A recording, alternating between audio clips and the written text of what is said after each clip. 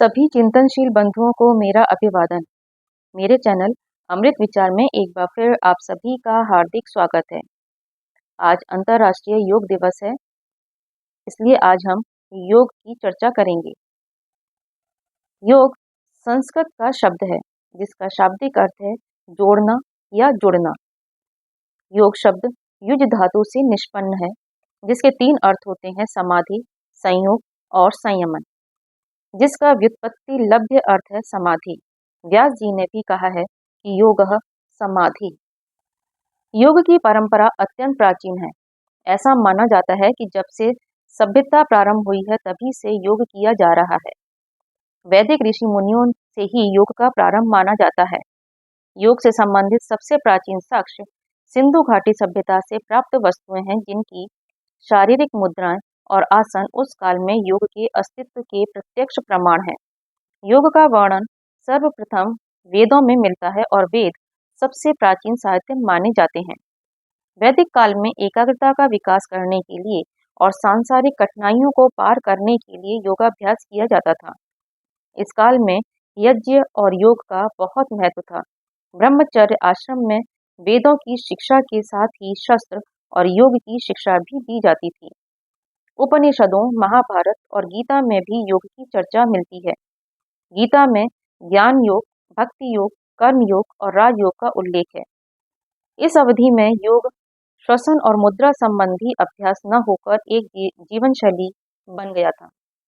जैन और बौद्ध काल में यम और नियम पर अधिक जोर दिया जाने लगा था।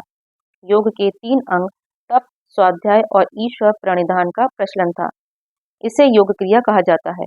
बृहदारण्यक उपनिषद के अनुसार याज्ञवल्क्य और गार्गी के बीच कई श्वास संबंधी व्यायाम, शरीर की सफाई के लिए आसन और ध्यान का उल्लेख है। छांदोग्य उपनिषद में भी गार्गी द्वारा योगासन के बारे में बात की गई है। पतंजलि ने वेद में बिखरी योग विद्या को व्यवस्थित रूप प्रदान किया। उन्होंने सार रूप में 195 सूत्र संकलित किए। पतंजलि सूत्र का योग राजयोग है। उनके अनुसार चित्त की वृत्तियों का निरोध ही योग कहलाता है। पतंजलि योग में शारीरिक मुद्राओं और श्वसन को भी स्थान दिया गया है, पर ध्यान और समाधि को अधिक महत्व दिया गया है। पतंजलि के पश्चात उनके अनुयायियों ने आसन, शरीर और मन की सफाई, क्रियाएं और प्राणायाम करने को अधिक से अधिक महत्व देकर योग को एक नया दृष्टिकोण दिया। योग का यह रूप हठ योग कहलाता है। स्वामी विवेकानंद ने शिकागो के धर्म संसद में अपने ऐतिहासिक भाषण में योग का उल्लेख कर सारे विश्व को योग से परिचित करवाया। वर्तमान समय में योग गुरु रामदेव जी ने योग को विश्व स्तर पर लोकप्रिय बनाया है। राजयोग मन की एकाग्रता का साधन है, इसीलिए योग की शिक्षा किसी धर्म विशेष पर आधारित नहीं है। राजयोग सांख्य दर्शन पर आधारित है। राजयोग 8 अंगों में विभक्त है: यम, नियम, आसन, प्राणायाम, प्रत्याहार, धारणा, ध्यान और समाधि।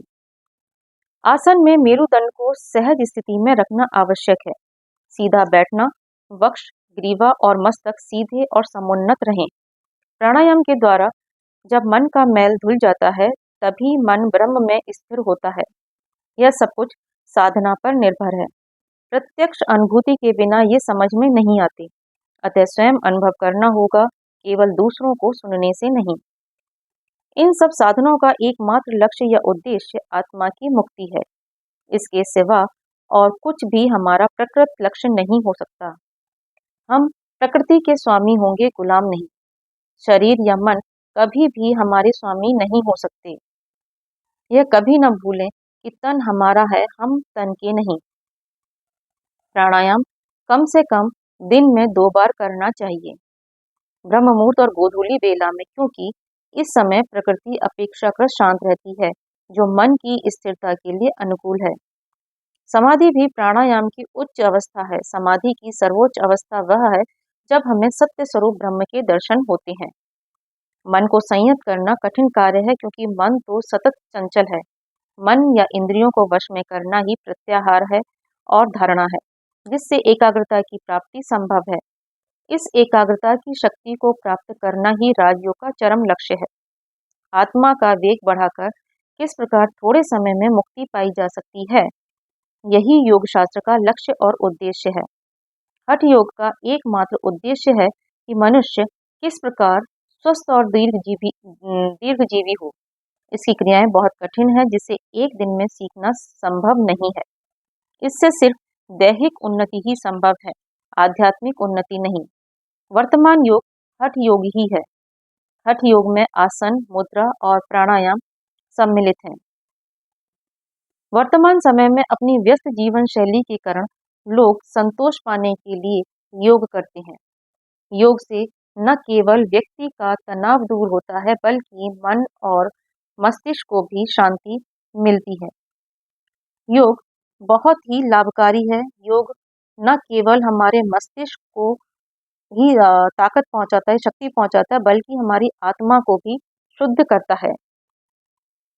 आज के समय में योग और प्राणायाम के माध्यम से लोगों में स्वास्थ्य और प्राकृतिक उपचार के प्रति जागरूकता देखी गई है।